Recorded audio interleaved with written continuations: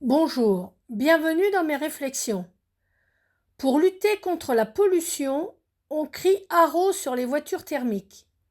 Mais savez-vous que pour la pollution au dioxyde de soufre, un bateau de croisière égale 22 millions de voitures? C'est quoi le dioxyde de soufre? C'est un gaz à effet de serre qui est à l'origine des pluies acides, particulièrement nocives pour la biodiversité. Il affecte aussi le système respiratoire. L'inflammation de l'appareil respiratoire entraîne la toux, une production de mucus, une aggravation de l'asthme, des bronchites chroniques et une sensibilisation aux infections respiratoires. Le leader mondial des bateaux de croisière, Carnival Corporation, avec ses 94 bateaux, à lui tout seul, émet 10 fois plus de dioxyde de soufre que les 260 millions de voitures qui roulent en Europe. Ensuite, l'armateur du plus gros paquebot du monde, le Symphony of the Seas, Royal Caribbean Cruise, possède 65 navires actuellement et 5 en commande. Il monte sur la deuxième marche du podium, avec une pollution 4 fois supérieure à celle du parc automobile européen. Donc, ces deux compagnies possèdent en tout 159 navires et polluent 14 fois plus que les 260 millions de voitures européennes, ce qui équivaut à la pollution de 3 milliards 600 millions de voitures.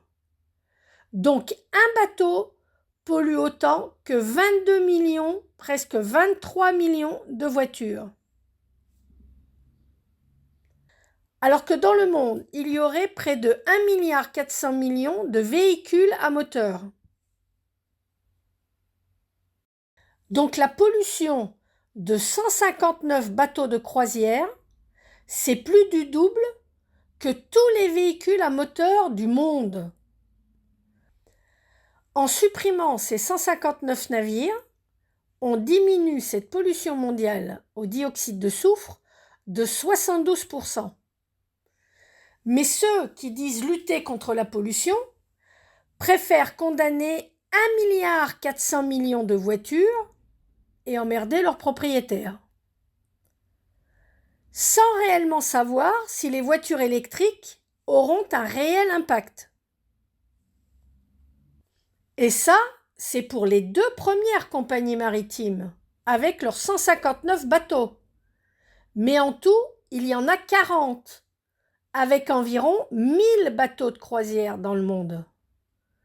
Donc pour résumer, il y a 1 milliard 400 millions de voitures dans le monde. Pour les deux premières compagnies maritimes, leurs 159 bateaux représentent la pollution de 3 milliards 600 millions de voitures.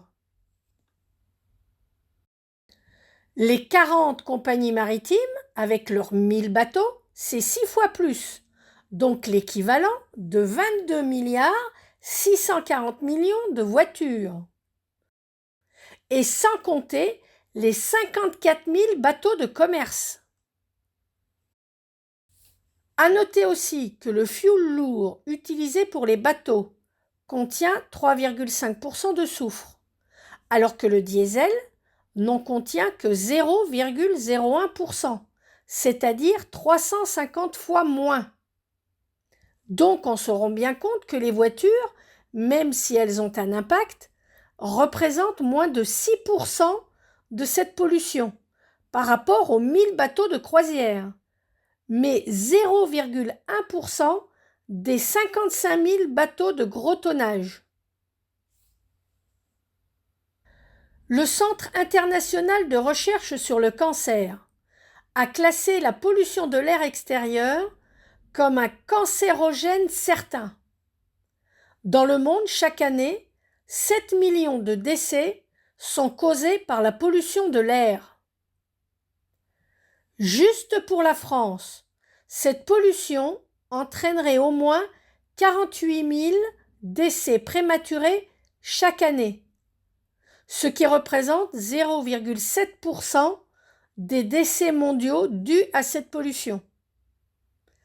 Les dommages sanitaires de cette pollution auraient un coût de 20 à 30 milliards d'euros, pris en charge jusqu'à présent par notre système de santé.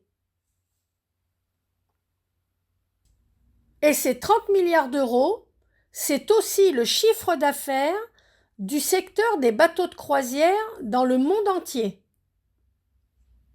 En 2022, environ 325 000 Français ont choisi les croisières pour leurs vacances, contre 791 000 Italiens et 1 600 000 Anglais. Pour une fois, je n'ai pas trouvé de solution alternative. Pour diviser par deux la pollution de l'air en France, faut-il bloquer 38 millions de voitures thermiques ou 2 bateaux de croisière? Pour diviser par deux la pollution de l'air en Europe, faut-il supprimer 260 millions de voitures ou 16 bateaux de croisière? À vous de voir.